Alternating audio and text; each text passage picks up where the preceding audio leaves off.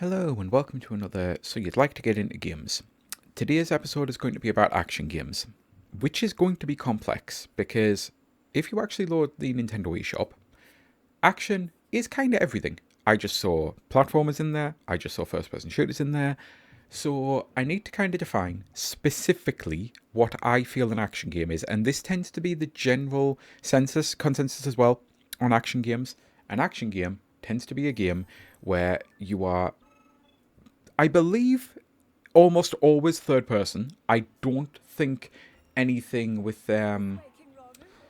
first person is considered action, at least to my knowledge. Even games like Skyrim that have first person melee combat. But I believe, for the most part, an action game is a third person vantage point. So, as in the camera following you behind your shoulder, and you usually have a melee weapon, be it your fists, be it a sword, an axe, a spear, a nunchaku, any sort of melee weapon, and basically going up against enemies. Now, these are called warrior games specifically. Not all action games have this many enemies, but for the most part, you're doing this kind of combat, beating the crap out of an exorbitant amount of enemies. So there's a lot of games that are thankfully available on the Switch too, and there's a lot of places where I feel you could start. So first up, the warrior games. If you know that you like Fire Emblem, there's Fire Emblem Three Hopes, which is set during Three Houses, so it's actually a great gateway into getting into them if you know you like strategy RPGs and wanted something with a bit more action. If you know you like Three Houses, Three Hopes is a continuation of that story. For the same reason, Legend of Zelda. If you know you like Breath of the Wild, then try Age of Calamity. If you know you like Tears of the Kingdom, try Age of Imprisonment. Because Age of Calamity is essentially a prequel to Breath of the Wild, and Age of Imprisonment is a sequel to Breath of the Wild and a prequel to Tears of the Kingdom. Those are two really great places to start. There is a third Hyrule Warriors game that was actually the first Hyrule Warriors game. I personally am not the biggest fan of it. I probably have a video up by now of it, because IGN give it a 7, and that's another series of videos I do, and yeah, I'm personally not the biggest fan of that one. Just because it was Zelda wasn't enough to save it, basically. But you then have access to the Ninja Gaiden trilogy, and with that I mean like the modern remake trilogy. Well, not remakes, but like the modern reboot. That was the word I was thinking of, the modern reboot trilogy. Ninja Gaiden 4 is not currently available. I wouldn't be surprised if it ever was made available though. At the moment, you can only get access to the Devil May Cry trilogy. You can't play 4 and 5.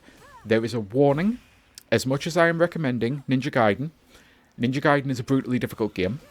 Devil May Cry 3 specifically is a brutally difficult game. 2 is a tremendously awful game. I cannot state it enough. 2 is shockingly shit. Never play 2. I played 2. I made the mistake of playing 2. I've still never played 3 all the way through because 2 left such a sour taste in my mouth. I needed a break from Devil May Cry and I just never really started 3. But Devil May Cry 1 and 3, really good games. And I know I've just said I haven't played it, but it is like, I played an hour of 3 and was like, oh yeah, this is so much better. But at the same time, I was like, I need a break. I could already tell 3 was going to be up there with all of the praise it deserves. But yeah, brutally hard games, so not for everyone. Whereas warrior games tend to be on the far easier side. You can customize a lot of the difficulty though and make them harder, but for the most part, they're much harder games. Ninja Gaiden and Devil May Cry. You've then got the Bayonetta games, which are very similar to Devil May Cry and Ninja Gaiden, and they're actually kind of Nintendo exclusive. Bayonetta 1 isn't, but 2 and 3 are. They're really good, really fun action games, but they're also highly sexualized games, so that might be something you need to look into. Bayonetta is basically a witch, and she's amazing. A lot of people love her for a lot of real reasons. She's not really a male gaze kind of heroine. She is genuinely a boss-ass bitch kind of heroine, where you do know she's like immensely powerful, and as much as she's hypersexualized in a different way, but at the same time, I'm not going to lie, that there is partial nudity. Basically, her dress is actually made out of her hair, and whenever she attacks, her hair kind of strips away. But the Nintendo versions, and I'm not saying this to be a prude or anything, but I am genuinely asexual, and I do bring this up at times when it's actually relevant. nudity doesn't really bother me, but it also doesn't do anything for me. So I actually love the Nintendo versions of Bayonetta because you can genuinely dress in Nintendo costumes, at least in the first two. I don't know in the third one. Never got around to playing it yet. I really need to do that. But you can dress as Link and walk around, and at no point do you get naked. You can dress as Peach and Daisy, the princesses from the Mario series. At no point do you get naked. You can dress as Star Fox from the Star Fox games. At no point do you get naked. Like, I see at no point. There might be like specific moves that still do it, but for the most part, you're actually fully covered up. So you can at least remove some of the hypersexualization that those games have. But yeah, I know that that's some weird barriers to entry to a lot of people, basically. I know some people do not like hypersexualization. I know some people do not like hyper-difficult games, so I did want to warn with those. But those are still, to this day, considered some of the best action games available, especially on the Switch too.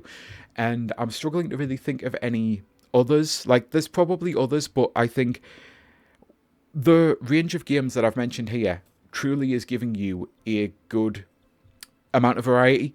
So, as these videos are supposed to be not covering every game you can play, just places where I would recommend Devil May Cry 1, Ninja Gaiden 1, Bayonetta 1, and if you've played Breath of the Wild, start with Age of Calamity. If you want to start with Age of Imprisonment, you can do. It doesn't really have any spoilers for Age of Calamity, and it's definitely a better game. It runs better than that, but that's another reason why I'd say Age of Calamity, because then you could get that, and if you know you enjoy it, then you know you're going to get an even better experience with Age of Imprisonment. So yeah. As I'm struggling to talk now, I'm going to end the video and say I truly do hope you have a great rest of your day. I hope this video has been at all useful or helpful to you, and until next time, bye!